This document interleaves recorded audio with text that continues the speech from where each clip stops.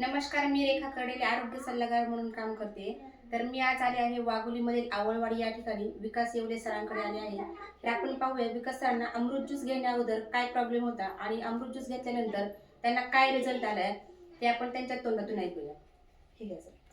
नमस्कार, मी विकास शेवले, राहणार आवळवाडी वाघोली. तर मला मूळव्याधाचा आणि ॲसिडिटी आणि पचनाचा खूप त्रास होता आणि बॅक पेनचा खूप त्रास आहे. तर मी या मॅडमने मला औषध दिलेलं आहे, अमृत ज्यूस आणि आर्थोजी टॅबलेट आणि पाईल्ससाठी एक टॅबलेट दिलेली. माझं पाईल्स झाले कवर, ॲसिडिटी आणि पचनाचे प्रॉब्लेम सॉल्व्ह झाले.